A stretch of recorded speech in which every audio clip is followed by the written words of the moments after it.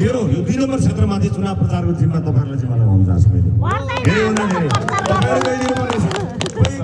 हामी आएन नि त भन्नुभयो भने म आएको छु नि उहाँ अर्को साथी जानुभएको छ भन्नु म सुतेर बस्छु हुँदा त दौडिएको छु किन सुत्दैन म सुत्दिनँ त्यसैले यो इतिहास रच्ने बेला हो यहाँ दायाँ बायाँ यताउता सोच्ने क्वेसन्सहरू आउँछन् चलिरहन्छन् म त सुन्दै आएको छु सबै चिजहरू यो आफ्नो ढङ्गले घटनाहरूलाई व्याख्या गर्ने कुव्याख्या गर्ने रोइलो पनि चलेको छ अहिले त्यो रोइलो चलिरहोस् एकपटक इतिहास बनाउने हो र एकपटक 5 वर्षको स्थायी सरकार बनिसके पछाडि पनि जनताले भोट दिएर त्यसको सदुपयोग गर्न हामीले सकेनौँ भने हामीसँग त्यो हिम्मत पनि रहँदैन र यसपटक हामी करार गर्दैछौँ नागरिकसँग चाँडै सार्वजनिक हुन्छ नागरिकसँग करार भनेको कुरा नगर्नेले सजाय पाउनुपर्छ हामीलाई बहुमत दिनुहोस् भनेर भन्छौँ जनताले लौ त तिमीलाई बहुमत भनिसकेपछि भनेको कुरा पुरा गर्नुपर्छ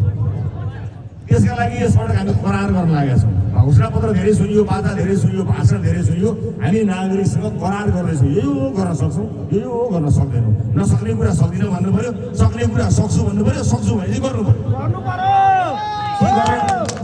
के गर्न नसक्ने जनतालाई चित्तबुद्ध कारण दिन सक्नु पर्यो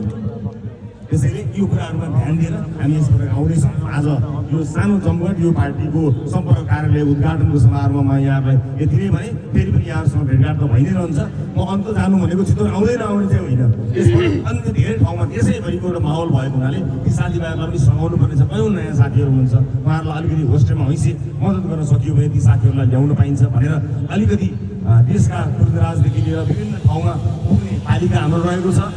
त्यसका लागि अलिकति जिम्मेवारी यहाँहरूले वहन गरिदिनु पर्नेछ म त्यही विश्वासका साथ आफ्नो भए पनि यही टुङ्ग्याउँछु यहाँहरू सबैको जय होस् नमस्कार जय गणेश